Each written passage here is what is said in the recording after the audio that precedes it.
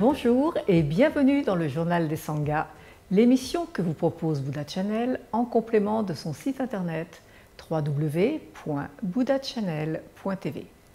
Le Journal des Sanghas, je vous le rappelle, c'est l'actualité de vos communautés en bref, ici et maintenant.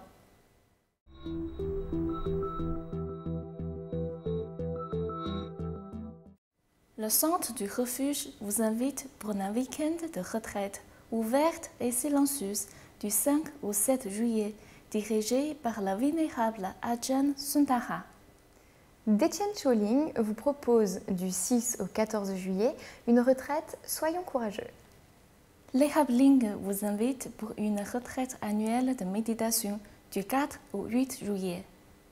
Une initiation de sitar vietnamienne vous est proposée au Centre culturel bouddhique de Rennes le 6 juillet à 14h30. Du 10 au 21 juillet, un Dzogchen de Vajrasattva sera donné à la Cité du Dharma en Belgique. Et au Centre Kalachakra de Paris, le jeudi 4 juillet, une dissolution du mandala et une retraite Nyungne, pratique de purification, du 25 au 31 juillet, avec le vénérable Charles.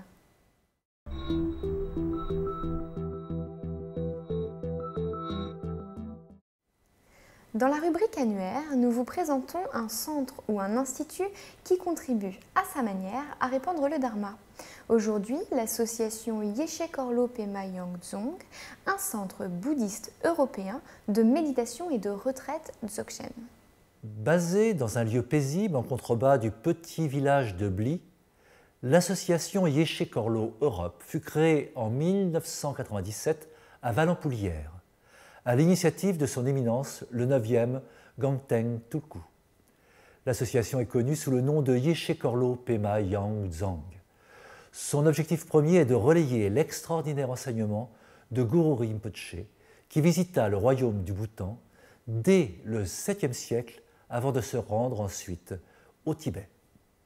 Yeshe Korlo Pema Yangdzong a le plaisir et l'honneur, une fois par an, comme le font d'autres associations identiques en Allemagne, en Autriche, en Suisse et en Pologne, d'accueillir son éminence pour des enseignements du Vajrayana.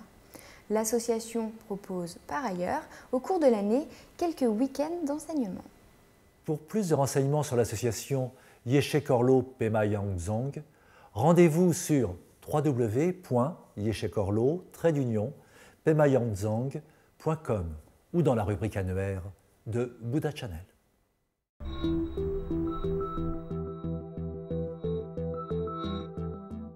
Du 20 septembre 2013 au 19 janvier 2014, le musée Cernouchi présente une exposition sur les bronzes de la Chine impériale du 10e au 19e siècle.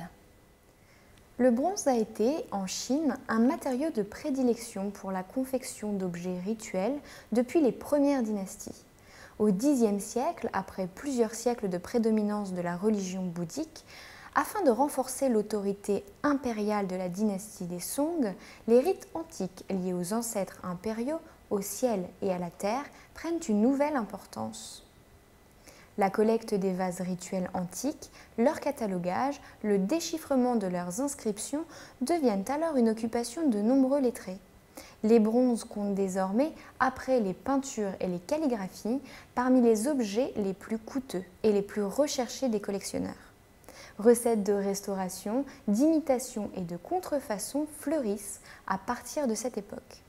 La mode des motifs et des formes antiques s'étend bientôt à de nombreux domaines et imprègne tout l'art de la Chine, notamment des ustensiles d'usage quotidien ou de décoration, ou encore des objets de lettrés ou de culte. Pour plus d'informations, rendez-vous sur www.cernouchi.paris.fr ou dans la rubrique Culture de Buddha Channel.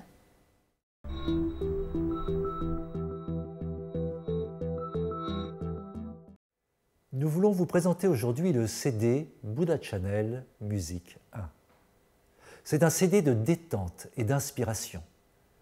C'est si bon de ne pas se prendre au sérieux. C'est la première compilation de Buddha Channel pour passer une bonne soirée ou travailler dans une ambiance harmonisante. Des chants traditionnels ou actuels, des musiques variées et quelques phrases inspirantes, parce que la vie est tellement bonne si on sait l'accueillir. Pour commander ce CD, rendez-vous dans la rubrique CD de la boutique de Buddha Channel. Nous vous rappelons qu'en commandant sur notre boutique, vous permettez à notre équipe de vous transmettre chaque jour au mieux les actualités bouddhistes.